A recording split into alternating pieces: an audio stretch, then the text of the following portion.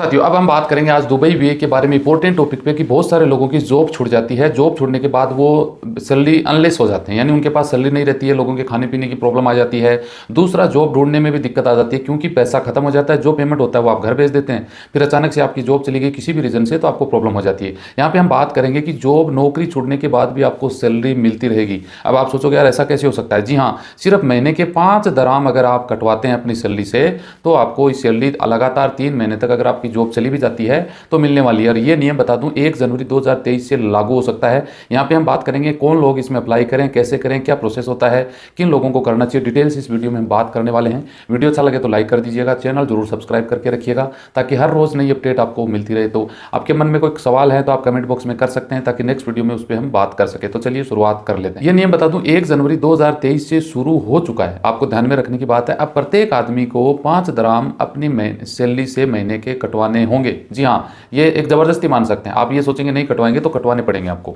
ये एक निजी कंपनियां हैं या गैर सरकारी कंपनियां हैं, उनके सभी लोगों के जो कर्मचारी हैं उनके ऊपर ये लागू होना कि 5 दराम प्रति माह आपको कटवाना पड़ेगा, जिसको बोला जाता है बेरोजगारी बीमा योजना। उसकी सदस्यता आपको लेनी पड़ेगी। जी हाँ, इसका बेनिफिट ये होगा कि कभी भी आपकी कोई जॉब चली जाए तो लगातार 3 महीने तक आपकी कंपनी आपको सैलरी देगी। यहाँ पे हम बात कर लेते हैं भैया कौन सदस्यता आप कैसे ले सकते हैं, किन किन लोगों को और कितना भुगतान करने पड़ेगा और प्रोसेस क्या होगा, इस पे हम डिटेल से बात कर लेंगे। तो आप स्क्रीन पे देखते रहिए। तो यहाँ पे हम बात कर लेते हैं कि ये बीमा आप कहाँ कहाँ से अप्लाई कर सकते हैं। तो देख सकते हैं बीमा पुल की जो वेबसाइट है या स्मार्ट एप्लीकेशन है वहाँ से भी आप इसको अप्लाई कर सकते हैं।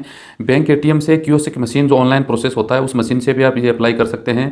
व्यापार सेवा केंद्र है वहाँ से, मनी एक्सचेंज कंपनियाँ डू एतिसलात, जी हाँ ये वहाँ की जो कंपनी है ड्यू से जो उनसे कर सकते हैं, इन कंपनियों से आप कर सकते हैं। जी, अब ये बीमा कौन आपको देने वाला है, कंपनी कौन सी होगी जो आपको बीमा देगी? ये जो कंपनियां हैं 9 कंपनियां हैं जो आपको ये बीमा प्रोवाइड करवाएगी। दुबई बीमा कंपनी है, Abu Dhabi national insurance company है, अल एन अहलिया बीमा कंपनी है, अमीरात बीमा company, national general insurance company है, ओरिएंट बीमा है, आबू धाबी नेशनल तकफुल कंपनी है, ओमान बीमा कंपनी है, ओरिएंट यूएनबी तकफुल कंपनी। ये कंपनियों से आप ये बीमा करवा सकते हैं।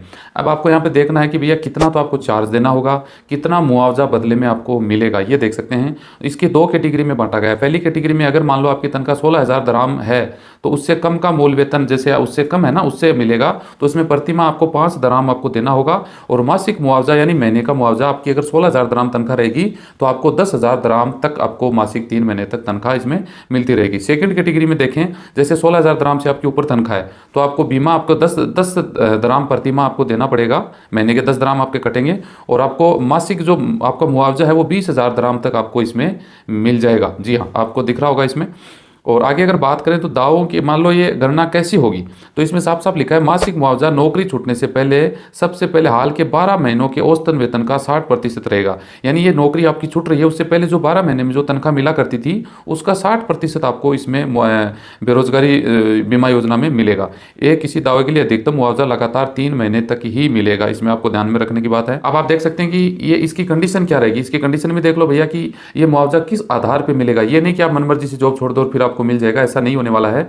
इसमें साफ साफ लिखा गया है ये आपको मापदंड है वो पूरे करने पड़ेंगे। कम से कम आपको लगातार 12 महीने ये इंश्योरेंस लगातार जारी रखनी होगी। जी, और सभी आपकी जो बीमा की जो किस्त जिसको बोल सकते हैं 5 दराम 10 दराम वो 1 महीने वाले दिन समय पे जमा होनी जरूरी है। बेरोजगारी अगर आप इसका मान लो ये नहीं कि आप जानबूझ के इस्तीफा दे रहे हैं फिर 3 महीने बैठ जाओगे, उस पर आपको ये इंश्योरेंस नहीं मिलने वाला क्लेम। नौकरी का नुकसान किसी अनुशासनात्मक कारणों से नहीं हुआ होगा, यानी आपकी जॉब किस वजह से खत्म हुई है आपकी गलती नहीं होनी चाहिए उसमें। ये नहीं आपने लड़ाई झगड़ा कर लिया और फिर आप जॉब छोड़ दिए तो आपको ये इंश्योरेंस नहीं मिलेगा। और ये दावा नौकरी छूटने की तारीख से 30 दिन के भीतर ही आपको करना जरूरी है। ये नहीं कि भैया नौकरी आज छूटी है 3 महीने बाद ये दावा कर रहे हो तो ये बेरोजगारी भत्ता आपको नहीं मिलेगा।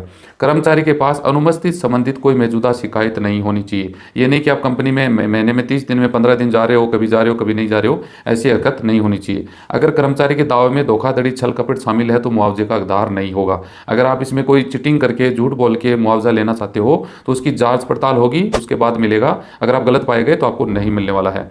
रोजगार का नुकसान गैर शांतिपूर्ण श्रमिक हड़ताल रुकावट का परिणाम नहीं होना चाहिए। यानी आप ये नहीं कि काफ़ी लोगों को लेके हड़ताल कर दी, भूख हड़ताल कर दी, काम रोक दिया और फिर आपको कंपनी निकाल दिया तो आप 3 महीने का भुगतान लोगे, वो यहाँ पे नहीं मिलने वाला है। बीमित व्यक्ति को कानूनी रूप से संयुक्त अमीरात में मौजूद होना चाहिए। ये नहीं कि भैया कंपनी छोड़ के आप इंडिया में आकर फिर मुआवजा अप्लाई करोगे तो वो नहीं मिलेगा, वो आपको यूएई के अंदर ही होना जरूरी है। रोजगार की आपका कारण क्या है, रोजगार आपका क्यों गया, क्यों खत्म हुआ, उसमें ये कारण नहीं होना चाहिए। आप किसी के साथ लड़ाई, दंगा, विद्रोह, सशस्त्र विद्रोह, क्रांति, सैन्य हड़पने वाली शक्ति, आक्रमण, विदेशी दुश्मन का कार्य, सूत्रता, गृह युद्ध या नागरिक विकार, इनमें कुछ भी नहीं होना चाहिए, आपका नाम नहीं आना चाहिए।